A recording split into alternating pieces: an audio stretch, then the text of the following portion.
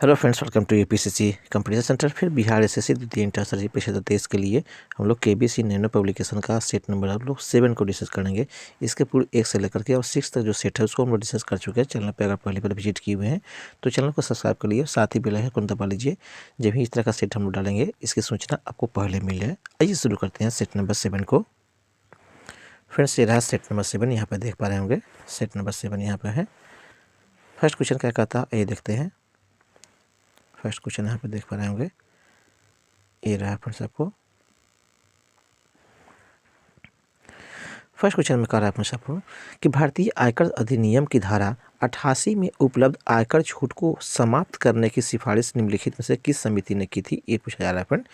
यहाँ पे दिया हुआ है फ्रेंड्स, चलैया समिति ने दी हुआ है, कलेकर समिति ने दी हुआ है, केलकर समिति और सोम समिति और रंगराजन समिति ने किसने सिफारिश की थी ये बताना है। तो केलकर समिति ने सिफारिश की थी। बी इसका फ्रेंड राइट आंसर हो जाएगा। नेक्स्ट आपको दिया हुआ है 1944 में गांधीवादी योजना को प्रतिपादित किया गया था। किसने प्रतिपादित किया था ये पूछ रहा है फ्रेंड्स। 1944 में गांधीवादी योजना को किसने प्रतिपादित किया था? तो right answer option number D अर्थात श्री नारायण अग्रवाल ने प्रतिपादित किया था। डी यहाँ पर फ्रेंड राइट आंसर हो जाएगा। नेक्स्ट आपको दिया है बिहार में आज़ाद रास्ता सक्रिय रहा। बिहार में आज़ाद रास्ता किधर कहाँ पे सक्रिय रहा, किस दौरान सक्रिय रहा? तो right answer option number C Bharat छोड़ो आंदोलन के दौरान में आज़ाद रास्ता जो है आपको सक्रिय रहा। सी फ्रेंड इसका राइट आंसर हो जाएगा। नेक्स्ट आपको दिया है अंग्रेजी शासन के दौरान बिहार में अनेक आपको भागों में गौ रक्षा हेतु गौ आपको रक्षिणी सभाएं कब स्थापित हुई थी ये पूछा जा रहा है फ्रेंड्स आपको। अंग्रेजी शासन के दौरान बिहार में अनेक जो है भागों में गौ रक्षा हेतु गौ रक्षिणी सभाएं कब स्थापित हुई थी, यहाँ पे पूछा जा रहा है फ्रेंड। तो right answer option number D अर्थात 1893 में आपको यह सभाएं स्थापित हुई थी। डी फ्रेंड इसका राइट आंसर हो जाएगा। नेक्स्ट आपको दिया हुआ है पार्किंस बीमारी की उपचार के विकास के लिए किसको नोबेल पुरस्कार दिया गया ये पूछा जा रहा है फिर सबको। पार्किंस बीमारी है उसके उपचार के विकसित करने वाले को नोबेल पुरस्कार कब दिया गया ये पूछा जा रहा है फ्रेंड। किसको दिया गया ये पूछा जा रहा है फ्रेंड। तो राइट होगा ऑप्शन नंबर आपको ए अर्थात अरविंद आपको कार्लसन को दिया गया था। ये यहाँ पर फ्रेंड राइट आंसर हो जाएगा। नेक्स्ट आपको दिया हुआ है भारत ने किस देश के साथ मिलकर नेट जीरो आपको इनोवेशन वर्चुअल सेंटर बनाने की घोषणा की है ये पूछा जा रहा है फ्रेंड्स आपको। अर्थात भारत ने किस देश के साथ मिलकर के net zero innovation virtual centre बनाने की घोषणा की है? तो राइट आंसर ऑप्शन नंबर आपको बी ब्रिटेन के साथ इसने घोषणा किया है। बी यहाँ पर फ्रेंड राइट आंसर हो जाए, इससे मिलकर के ब्रिटेन से मिलकर के। नेक्स्ट आपको दी हुई भारत की 9 आपको उद्घाटित संसदों के लिए कुल कितनी सीटें हैं ये पूछा जा रहा है फ्रेंड्स। नए संसद भवन में आपको संसद के लिए कुल कितने सीटें हैं ये पूछा जा रहा है फ्रेंड। तो राइट होगा ऑप्शन नंबर आपको दिएगा ऑप्शन में ऑप्शन नंबर बी 1272 जो है आपको कुल सीटें हैं, जिसमें आपको राज्यसभा और लोकसभा दोनों को मिला करके बी यहाँ पर फ्रेंड राइट आंसर हो जाएगा। नेक्स्ट आपको दिया हुआ है भारत ने किसान बीमा दावों के लिए कौन सा ऑनलाइन प्लेटफॉर्म लॉन्च किया है ये पूछा जा रहा है फ्रेंड्स आपको। भारत सरकार ने किसान बीमा दावों के लिए कौन सा ऑनलाइन प्लेटफॉर्म लॉन्च किया है ये बताना है। तो राइट आंसर ऑप्शन नंबर आपको सी अर्थात डिजी क्लेम प्लेटफॉर्म को इसने विकसित किया गया है। सी यहाँ पर फिर राइट आंसर हो जाएगा। नेक्स्ट आपको दिया हुआ है बिहार मद निषेध और उत्पाद शुल्क अधिनियम 2022 के अनुसार शराब की ढुलाई करने वाले वाहनों को छोड़ने हेतु जुर्माने के रूप में उसकी आपको बीमित राशि का कितना प्रतिशत देना होगा ये पूछा जा रहा है फिर। तो राइट होगा ऑप्शन नंबर सी अर्थात 10% देना होगा। सी यहाँ पर राइट आंसर हो जाएगा। नेक्स्ट आपको दिया निम्न में से कौन सा मूल अधिकार आपातकाल के समय भी लंबित नहीं हो सकता है ये पूछा जा रहा है फिर सबको। कौन सा आपको मूल अधिकार है जो आपातकाल के समय भी लंबित नहीं हो सकते हैं? तो right answer option number B अर्थात जीवन की सुरक्षा का अधिकार, यह आपको लंबित नहीं हो सकते हैं आपातकाल के भी दौरान। बी फ्रेंड इसका राइट आंसर हो जाएगा। नेक्स्ट आपको दिया हुआ है, राज्यों में मुख्यमंत्री सहित मंत्रिपरिषद में मंत्रियों की न्यूनतम संख्या क्या हो सकती है, ये बताना है आपको। मुख्यमंत्री सहित आपको मंत्रिपरिषद की न्यूनतम संख्या क्या होती है, राज्यों में पूछा जा रहा है फ्रेंड। तो राइट आंसर ऑप्शन नंबर आपको बी 12 हो सकता है न्यूनतम संख्या में, कम से कम जो है 12 हो सकता है न्यूनतम में। बी यहाँ पर राइट आंसर हो जाएगा। नेक्स्ट आपको दिया हुआ है, भारत के सर्वोच्च न्यायालय ने संविधान के आधारभूत ढांचे के सिद्धांत को स्पष्ट किया है, किस में स्पष्ट किया है ये पूछा जा रहा है फ्रेंड्स। भारत के सर्वोच्च न्यायालय ने आधारभूत ढांचे के सिद्धांत को किस में आपको प्रस्तुत किया है ये पूछा जा रहा है फ्रेंड। तो राइट आंसर ऑप्शन नंबर आपको बी अर्थात केशव भारती वाद जो 1973 में हुआ था, केशवानंद भारती वाद 1973 में, इसके द्वारा इसने स्पष्ट कर दिया। बी फ्रेंड इसका राइट आंसर हो जाएगा। नेक्स्ट आपको दिया हुआ है, भारत के संविधान का कौन सा अनुच्छेद भारतीय आपको निर्वाचन आयोग की स्थापना से संबंधित है, ये बताना है। अनुच्छेद के बारे में कौन सा अनुच्छेद है जो भारतीय निर्वाचन आयोग से की स्थापना से संबंधित है, ये बताना है। तो राइट ऑप्शन नंबर आपको ए अर्थात अनुच्छेद 324 जो है आपको भारतीय निर्वाचन आयोग की स्थापना से संबंधित है। ये यहाँ पर फ्रेंड राइट आंसर हो जाएगा। नेक्स्ट दिया हुआ है, राज्य आयोग है एक, क्या है राज्य आयोग एक, ये बताना है फिर सबको। तो राइट ऑप्शन नंबर सी एक संवैधानिक संस्था है। सी यहाँ पर फिर राइट आंसर हो जाएगा। नेक्स्ट आगे बढ़ते हैं। नेक्स्ट यहाँ से दिया हुआ है, अकबर द्वारा बनाई गई कौन सी इमारत का नक्शा बौद्ध विहार की तरह है, ये बताना है। बौद्ध विहार की तरह से कौन सा नक्शा अकबर के द्वारा बनाया गया, ये पूछा जा रहा है फ्रेंड। तो राइट होगा ऑप्शन नंबर ए अर्थात पंचमहल जो है यह बौद्ध विहार से आपको प्रेरित आपको अकबर द्वारा बनाया गया इमारत है। ये यहाँ पर राइट आंसर हो जाएगा। नेक्स्ट आपको दिया हुआ है, हाथी गुफा का अभिलेख किस शासक के विषय में जानकारी का स्रोत देता है, ये बताना है। हाथी गुफा जो अभिलेख है वह किस शासक के बारे में जानकारी देता है, ये बताना है। तो राइट ऑप्शन नंबर ए अर्थात खारवेल आपको शासक के बारे में जानकारी देता है जो कलिंग उड़ीसा से संबंधित था। ये यहाँ पर फिर राइट आंसर हो जाएगा। नेक्स्ट आपको दिया हुआ है, यहाँ पे मिलान करने के लिए दिया जा रहा है फिर सबको सिंधु घाटी सभ्यता का जो है यह आपको मिलान करने के लिए दिया जा रहा है। यहाँ पर सिंधु घाटी सभ्यता कैसी सभ्यता थी, तो यह आपको नगरीय सभ्यता। एक का जो है आपको 3 हो जाएगा। फिर से यहाँ पर फिर से देख लीजिए इसे, एक का जो है आपको इसके से ऐसे मिला लीजिए, ए का जो है आपको 4 हो जाएगा। उत्तर वैदिक काल जो है आपको कृषक समाज था। ऋग वैदिक समाज जो है यह आपको मुख्य रूप से चारागाह आपको समाज सकता है, ए हो जाएगा इसका। और मध्यकाल जो है यह आपको मुख्य रूप से जमींदारी था। दिए गए ऑप्शन में 4 जो है या डी जो इसका राइट आंसर हो जाएगा। इसे आप भी मिलान कर लेंगे। आगे बढ़ते हैं फ्रेंड्स। नेक्स्ट आपको दिया हुआ है, थोड़ा सा बड़ा कर लीजिए। नेक्स्ट आपको दिया हुआ फिर सबको रिंग फेंस नीति का संबंध इनमें से किससे था, ये बताना है आपको। रिंग फेंस नीति का संबंध इनमें से किससे था, तो राइट ऑप्शन नंबर आपको दिए गए ऑप्शन में ऑप्शन नंबर सी अर्थात वारेन हेस्टिंग्स से था। सी यहाँ पर राइट आंसर हो जाएगा। नेक्स्ट दिया हुआ है, the age of consent act किस वर्ष पारित हुआ था, ये बताना है आपको। The age of consent act किस वर्ष पारित हुआ था, तो राइट ऑप्शन नंबर आपको बी 1891 में यह पारित हुआ था। बी यहाँ पर राइट आंसर हो जाएगा। नेक्स्ट आपको दिया हुआ है, निम्न में से कौन सा आपको विशालतम हिमनद है, ये बताना है। विशालतम हिमनद कौन सा है, ये बताना है। तो राइट ऑप्शन नंबर आपको डी अर्थात सियाचिन जो है विशालतम आपको हिमनद है। डी यहाँ पर राइट आंसर हो जाएगा। नेक्स्ट दिया, भौगोलिक क्षेत्र की दृष्टि से भारत के निम्न जिलों में से कौन सा जिला सबसे बड़ा है, ये बताना है।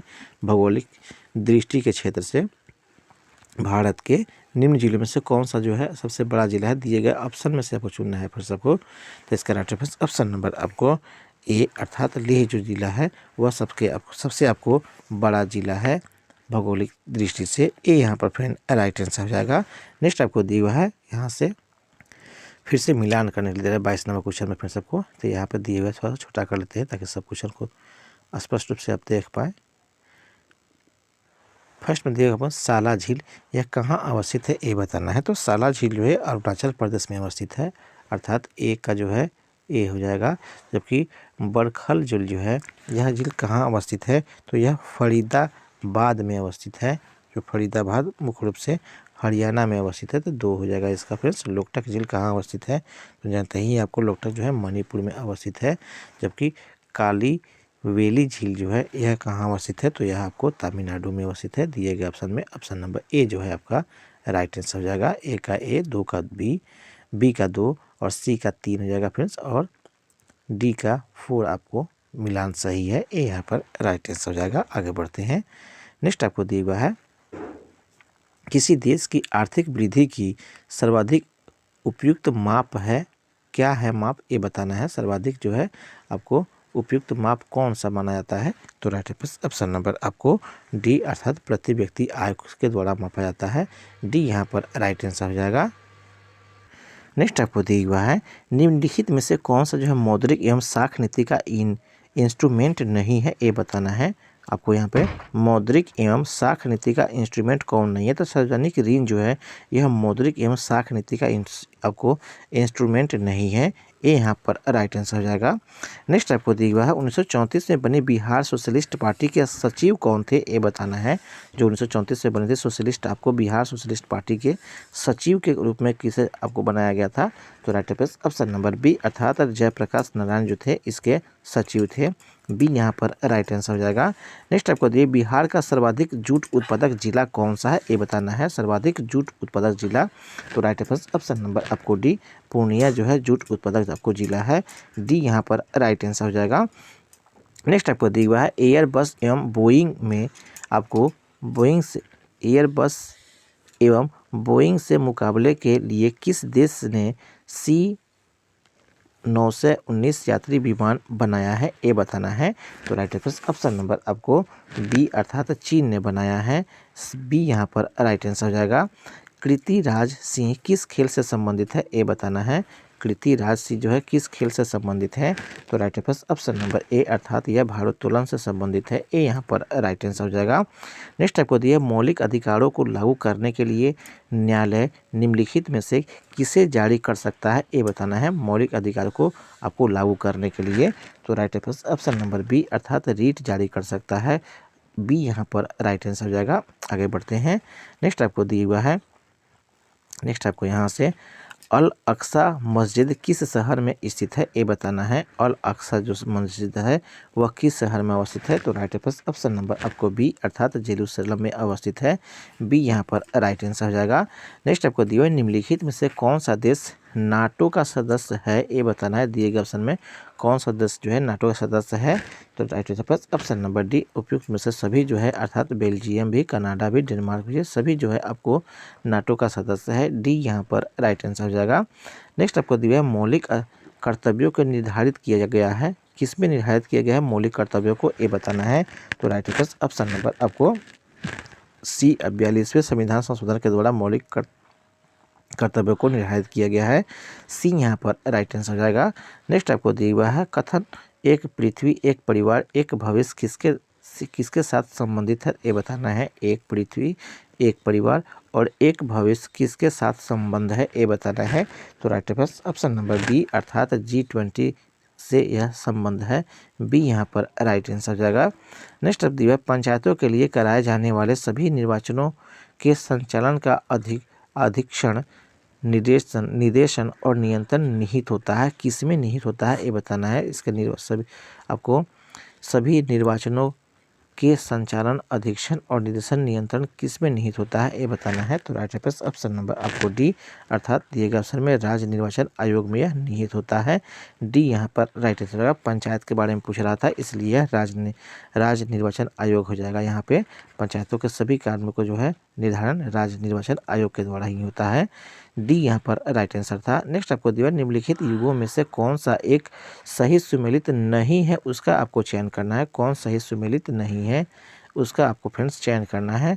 तो दिए गए ऑप्शन फ्रेंड्स आप यहाँ पर देख पा रहे होंगे। फर्स्ट में आपको दिया हुआ है अंतर्राज्यीय अंतर्राज्यीय आपको परिषद जो है यह संबंधित है, मुख्य रूप से आपको दिया हुआ है अनुच्छेद 163 से।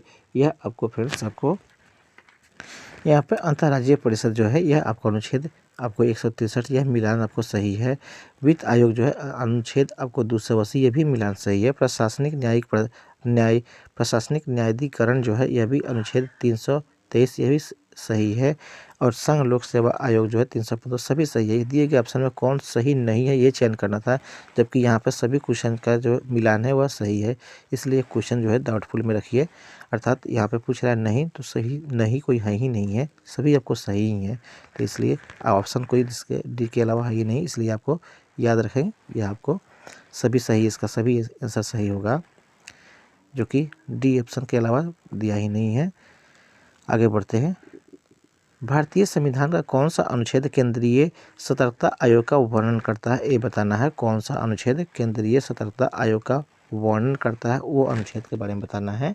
तो राइट ऑप्शन नंबर डी अनुच्छेद 380 जो है यहाँ पर केंद्रीय सतर्कता आयोग का वर्णन करता है। डी यहाँ पर राइट आंसर हो जाएगा। नेक्स्ट दिवस भारतीय संविधान संशोधन 86वां के द्वारा 14 वर्ष से कम उम्र के बच्चों को शिक्षा मूल अधिकार में जोड़ा गया है। इससे पूर्व यह संविधान के किस अनुच्छेद में उल्लेख था, ये बताना है। किस में उल्लेख था यह, तो राइट ऑप्शन नंबर बी, यह 45 अनुच्छेद में उल्लेख था। बी यहाँ पर राइट आंसर हो जाएगा। नेक्स्ट दिवस अनेकता, आपको अनेकांतवाद निम्नलिखित में से किसका कोड सिद्धांत एवं दर्शन है, ये बताना है। आपको अनेकांतवाद जो है निम्नलिखित में से किसका कोड सिद्धांत एवं दर्शन है, ये बताना है। तो राइट ऑप्शन नंबर आपको बी अर्थात जैन जो है मत वाले का, यह आपको सिद्धांत एवं दर्शन है। बी यहाँ पर राइट आंसर हो जाएगा। आगे बढ़ते हैं। नेक्स्ट आपको दिया यहाँ से फ्रेंड्स, नेक्स्ट आपको दिया है निम्नलिखित 4 वेदों में से किस एक में जादुई, माया और वशीकरण का वर्णन मिलता है, ये बताना है। जादुई, माया और वशीकरण का वर्णन किस वेद में मिलता है, तो राइट ऑप्शन नंबर आपको दिए गए ऑप्शन में ऑप्शन नंबर सी अर्थात अथर्ववेद में यह आपको जादुई, माया और वशीकरण का वर्णन मिलता है। सी यहाँ पर राइट आंसर हो जाएगा। नेक्स्ट आपको दिया हुआ है, नेक्स्ट आपको दिया हुआ है पर सबको अबुल फजल का मृत्यु इनमें से किसके कारण से हुई थी, ये बताना है। अबुल फजल की मृत्यु जो हुई थी इनमें से किसके कारण से हुई थी, तो राइट ऑप्शन नंबर ए अर्थात शाहजादा सलीम के कारण से हुआ था। ए यहाँ पर राइट आंसर होगा। आगे बढ़ते हैं। नेक्स्ट आपको दिया हुआ है इनमें से किसे जो है फ्रंटियर गांधी कहा जाता है, ये बताना है। फ्रंटियर गांधी किसे कहते हैं, तो right option number B Khan Abdul Ghaffar को फ्रंटियर गांधी के नाम से जाना जाता है। बी यहाँ पर राइट आंसर हो जाएगा। नेक्स्ट आपको दिया कांग्रेस के पूर्ण स्वराज की घोषणा इस सबसे पहले कहाँ की, ये बताना है। कांग्रेस ने पूर्ण स्वराज की घोषणा सबसे पहले कहाँ की थी, तो right option number A Lahore अधिवेशन में इसने घोषणा किया था 1929 में, याद रखेंगे 1929 में, और जवाहरलाल नेहरू के अध्यक्षता में। ये यहाँ पर फ्रेंड राइट आंसर हो जाएगा। नेक्स्ट आपको दिया हुआ है कश्मीर घाटी स्थित है। कश्मीर घाटी कहाँ अवस्थित है, ये बताना है। तो right option number B Pir Panjal एवं हिमाद्री पर्वत श्रेणियों के मध्य में अवस्थित है कश्मीर घाटी। बी यहाँ पर राइट आंसर हो जाएगा। पीर पंजाल और हिमाद्री पर्वत श्रेणियों के बीच में या मध्य में। नेक्स्ट आपको दिया है विश्व के निम्नलिखित प्रदेशों में से किसमें आपको खट्टे रसीले फलों का उत्पादन बहुत आपको विकसित है, ये बताना है। खट्टे रसीले फलों का उत्पादन बहुत विकसित किस आपको प्रदेशों में है, ये बताना है। तो राइट ऑप्शन नंबर सी अर्थात भूमध्य सागरीय प्रदेशों में सबसे अधिक यह खट्टे रसीले फलों का उत्पादन होता है। सी यहाँ पर राइट आंसर हो जाएगा। नेक्स्ट आपको दिया हुआ है पारसनाथ पहाड़ी की ऊंचाई कितनी है, ये बताना है। पारसनाथ पहाड़ी की ऊंचाई, तो राइट ऑप्शन नंबर आपको बी 4080 जो है 4480 फुट जो है इसका ऊंचाई है। बी यहाँ पर राइट आंसर हो जाएगा। नेक्स्ट आपको दिया निम्नलिखित में से कौन सा सुमिलित नहीं है, ये चयन करना है। कौन सा सुमिलित नहीं है इसमें भी, तो दिए गए ऑप्शन में सबको फर्स्ट पर दिया है गुलबदन बेगम जो है यह आपको बता रहा है तो बाबर की बेटी, यह आपको फ्रेंड्स सही है। इल्तुतमिश जो है रजिया के पिता थे, ये भी आपको सही है। हमीदा बानो बेगम यह अलाउद्दीन खिलजी की पत्नी है, ये आपको फ्रेंड्स सही नहीं है। हमीदा बानो बेगम जो है मुगल सम्राट हुमायूं की दूसरी पत्नी थी, यहाँ पे अलाउद्दीन की पत्नी बताया जाता है। ये सी यहाँ पर राइट आंसर है। यह मिलान सही नहीं है। सी यहाँ पर राइट आंसर जाएगा। आगे बढ़ते हैं। नेक्स्ट आपको दी हुई यहाँ से वैदिक प्रशासन के दौरान किस अधिकारी को आपको भगदुग के नाम से जाना जाता था, ये बताना है भगदुग के नाम से। तो राइट आंसर ऑप्शन नंबर आपको ए अर्थात राजस्व कलेक्टर को आपको दुग के नाम से जाना जाता था, ये यहाँ पर राइट आंसर हो जाएगा। नेक्स्ट आपको दिया हुआ है निम्नलिखित में से कौन सी घटना आपको कालानुक्रमिक क्रम में अंतिम थी, ये बताना है। दिए गए ऑप्शन में किसका जो है अंतिम में घटना घटी है। जलियांवाला बाग, मुपला विद्रोह, खिलाफत आंदोलन, होम रूल। तो कौन सा घटना आपको सबसे बाद में घटी है, ये बताना है। तो दिए गए ऑप्शन में फिर सबको ऑप्शन नंबर आपको बी अर्थात मुपला विद्रोह जो है सबसे बाद में घटना घटी है। यह जो है आपको 1921 में यह घटना घटी है, याद रखेंगे 1921 में यह घटना घटी है सबसे बाद में। दिए गए जलियांवाला बाग जो है 1919 भी याद ही होगा आपको, 1919 में घटना है। खिलाफत आंदोलन इससे पहले घटी है, और जो कि 1919 में ये भी है आपको फ्रेंड्स, 1919 में ये भी घटी है। होम रूल आपको होम रूल भी जो है यह पहले घटी है। दिए गए ऑप्शन में मुपला विद्रोह जो है आपको सबसे बाद में रहेगा, बी यहाँ पर राइट आंसर हो जाएगा। नेक्स्ट आपको दिया हुआ है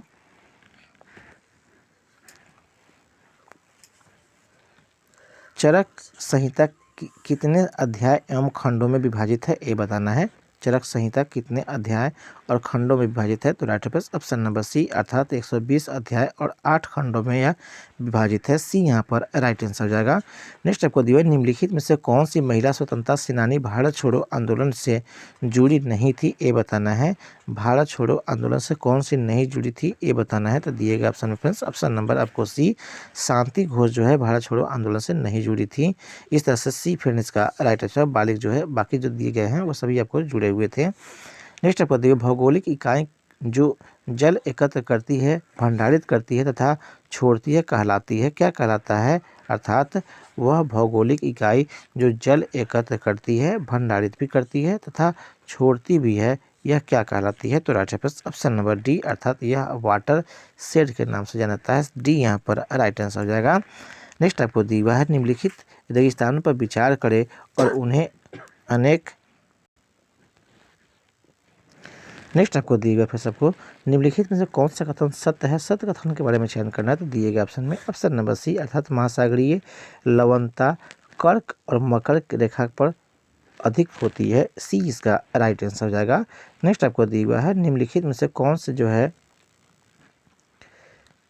से सहायक नदी के बारे में पूछा है, सुमेलित नहीं है, ये बताना है। कौन सा जो सहायक नदी है जो कि सुमेलित नहीं है। तो दिए गए ऑप्शन फर्स्ट ऑप्शन नंबर आपको सी अर्थात यहाँ पर प्राणहित जो है यह महानदी के सहायक नदी दिखाया जा रहा है यहाँ पर, यह मिलान आपको सही नहीं है, सी यहाँ पर राइट आंसर हो जाएगा। महानदी में आपको मुख्य रूप से सीओ नाथ है, जोक है, आपको हसदेव है, मांड है और आईबी है, ओघ है और दूरभाष जो है यह आपको सहायक नदियाँ है महानदी के। प्राणहित जो है यह आपको नहीं, इसकी सहायक नदी नहीं है। इस तरह से सी यहाँ पर राइट आंसर हो जाएगा। आगे बढ़ते हैं। लेटेराइट मिट्टी के बारे में निम्नलिखित में से कौन सा कथन सही है, ये बताना है। लेटेराइट मिट्टी के बारे में पूछ रहा है फ्रेंड्स, कौन सा कथन सही है दिए गए ऑप्शन में। तो दिए गए ऑप्शन में इस तरह से छोटा कर लीजिए, इसको थोड़ा सा छोटा कर लीजिए। तो दिए गए ऑप्शन में फ्रेंड्स आपको कौन सा कथन सत्य है ये चयन करना है। तो यहाँ पर फ्रेंड्स मुख्य रूप से आपको फर्स्ट पर दिया हुआ है इस मिट्टी का विकास उच्च तापमान एवं भारी वर्षा क्षेत्र से होता है, यह आपको बातें कथन सत्य है। इनमें आयरन ऑक्साइड और एल्यूमिनियम की मात्रा कम होती है, ये आपको फ्रेंड्स गलत है। दिए गए ऑप्शन में केवल आपको दिए गए ऑप्शन में केवल डी इसका राइट आंसर हो जाएगा। केवल एक जो कथन है वह आपको सत्य है, डी यहाँ पर राइट आंसर हो जाएगा। आगे बढ़ते हैं। नेक्स्ट आपको दिया हुआ है NISAR उपग्रह निम्नलिखित में से, या निसार जो है उपग्रह निम्नलिखित में से किस संगठन द्वारा संयुक्त रूप से विकसित किया गया है, ये बताना है। किसके द्वारा आपको विकसित किया गया है, किस संगठन के द्वारा संयुक्त रूप से। तो right answer option number A अर्थात इसरो और नासा के द्वारा संयुक्त रूप से यह विकसित किया गया है, ये यहाँ पर राइट आंसर हो जाएगा। नेक्स्ट आपको दिया हुआ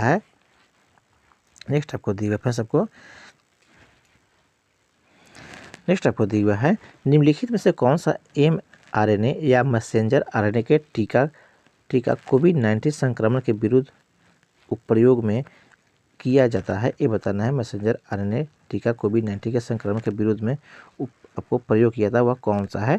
तो राइट आंसर दिए गए ऑप्शन में ऑप्शन नंबर आपको बी अर्थात मॉडर्न जो है मॉडर्ना, इसका इस्तेमाल आपको किया जाता है। बी यहाँ पर राइट आंसर हो जाएगा कोविड-19 के विरुद्ध में। नेक्स्ट दिवस समुद्री शैवाल महत्वपूर्ण स्रोत है। समुद्री शैवाल किसका महत्वपूर्ण स्रोत है, ये बताना है। दिए गए ऑप्शन में सबको ऑप्शन नंबर बी अर्थात लोडीन का यह महत्वपूर्ण स्रोत होता है। बी यहाँ पर राइट आंसर हो जाएगा। सॉरी फ्रेंड्स, यहाँ पे बी तो है ही, लेकिन यहाँ पे गलती यहाँ से मिसप्रिंट हुआ फ्रेंड्स। यहाँ पे आयोडीन होना चाहिए, आयोडीन लिख देते हैं फ्रेंड्स सबको, आयोडीन यहाँ पे होना चाहिए। आयोडीन का यह मुख्य रूप से स्रोत होता है समुद्री, यहाँ पे लोडीन दिया, यह गलत मिसप्रिंट लिखा हुआ है।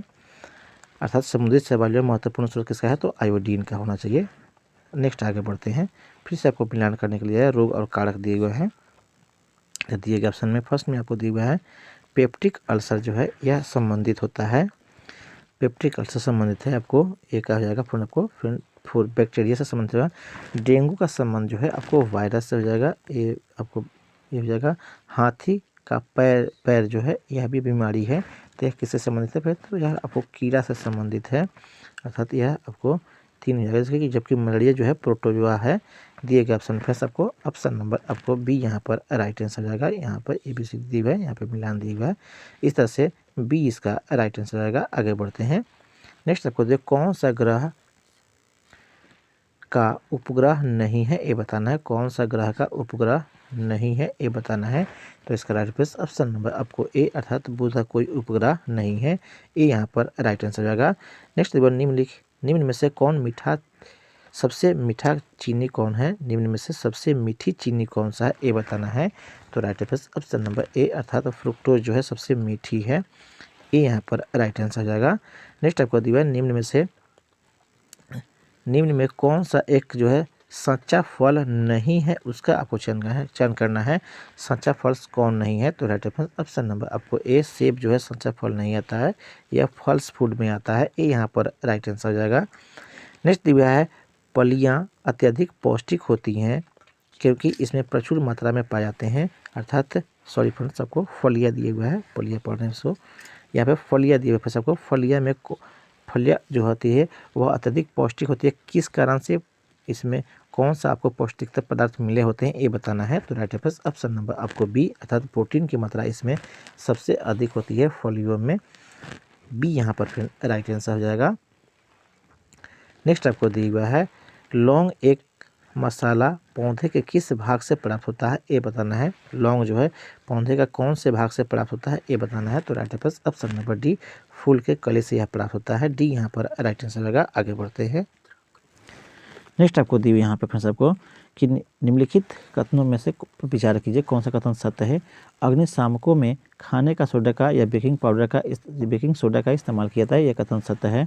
शीशे के उत्पादन में बिना बुझा चूने का प्रयोग में लाया जाता है, ये भी कथन सत्य है। नेक्स्ट आपको दिया हुआ है, नेक्स्ट इसमें कथन दिया हुआ है पेरिस प्लास्टर के उत्पादन में या जिप्सम का प्रयोग करते हैं, या प्लास्टर ऑफ पेरिस में जिप्सम का प्रयोग में लाया जाता है, ये भी कथन सत्य है। यहाँ पे उपरोक्त में से कौन सा कथन सत्य है, इसका आपको चयन करना था। तो यहाँ पर तीनों कथन सत्य था, इसलिए डी यहाँ पर राइट आंसर हो जाएगा। नेक्स्ट आपको दिया हुआ है रसोई गैस किनका मिश्रण होता है, ये बताना है। रसोई गैस में कौन कौन सा गैस मिश्रित होता है, ये बताना है। तो दिए गए ऑप्शन पर सबको ऑप्शन नंबर आपको बी अर्थात ब्यूटेन और प्रोपेन का यह मिश्रण होता है, बी यहाँ पर राइट आंसर हो जाएगा। नेक्स्ट आपको दिया हुआ है किस सूक्ष्म जीवों के द्वारा हेपेटाइटिस बी की बीमारी होती है, हेपेटाइटिस बी की बीमारी किसके कारण से होता है, तो वायरस के कारण से होता है, ये यहाँ पर राइट आंसर हो जाएगा।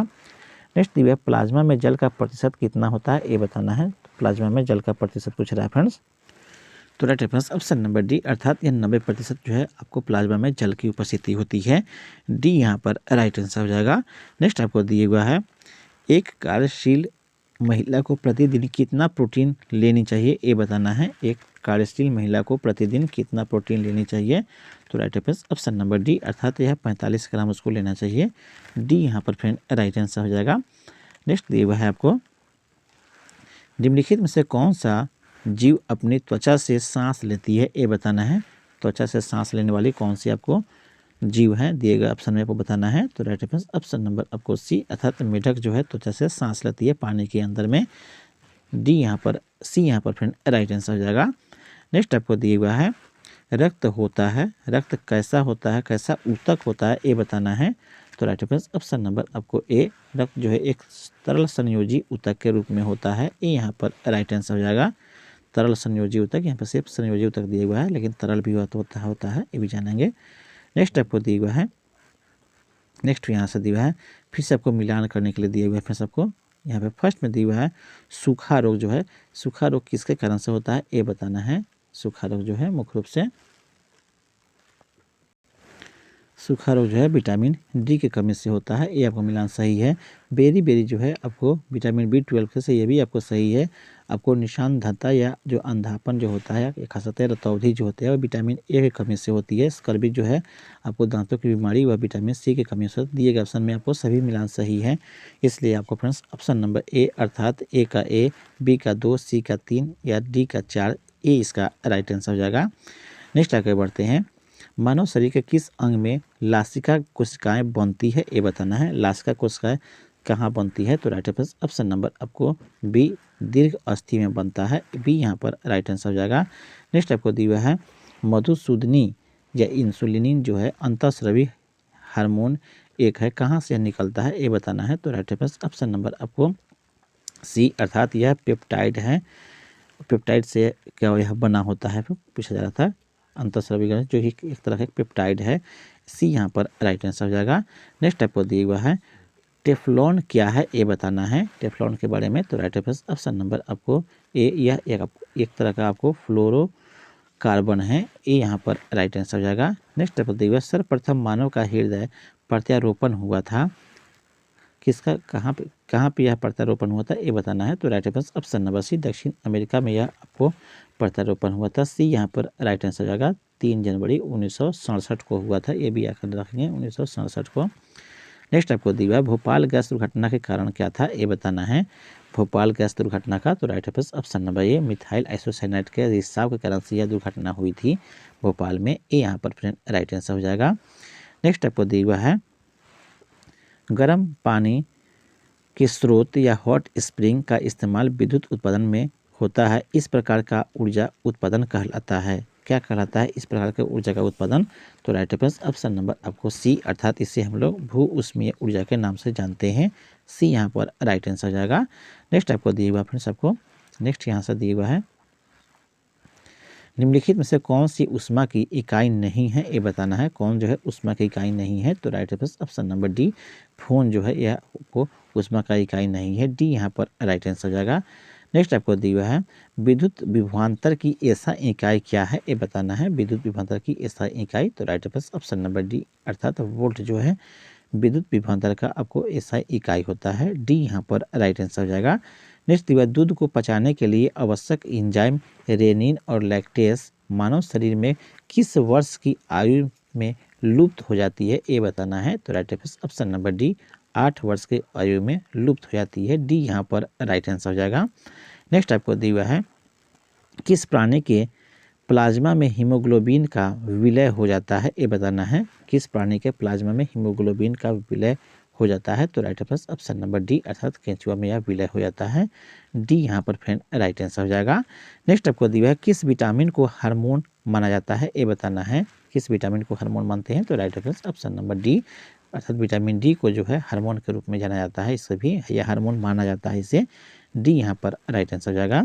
नेक्स्ट आपको दिया मनुष्य को प्रतिदिन कितनी मात्रा में आयोडीन मिलनी चाहिए, ये पूछा जा रहा है फ्रेंड, तो राइट होगा ऑप्शन नंबर आपको ए, 25 ग्राम जो है आयोडीन चाहिए प्रतिदिन मनुष्य को, ये यहाँ पर राइट आंसर हो जाएगा। इस तरह से आप कंप्लीट होता है फ्रेंड्स। यहाँ पर देख पा रहा हूँ सभी, इसके बाद जो क्वेश्चन दिए गए हैं वो रीजनिंग और मैथ का दिए गए हैं, इस सभी का सोल्यूशन हमारे टेलीग्राम चैनल पर मिल जाएगा, PDF भी वहाँ से आप ले सकते हैं। इसके अलावा अन्य भी सेट को जो है जो आपको चलाए गए हैं वो सभी का PDF वहाँ से आपको मिल जाएगा, अपनी आवश्यकता के हिसाब से इसे आप लगा सकते हैं, फुल PDF वहाँ पर दे दिया जाएगा। फ्रेंड्स आपसे लास्ट में रिक्वेस्ट रहता है कि कृपया चैनल को सब्सक्राइब जरूर कर दें और बेल आइकन को दबा दें, ताकि इस तरह का वीडियो जब भी अपलोड करें इसकी सूचना आपको मिल जाए। आपका दिन शुभ हो, धन्यवाद।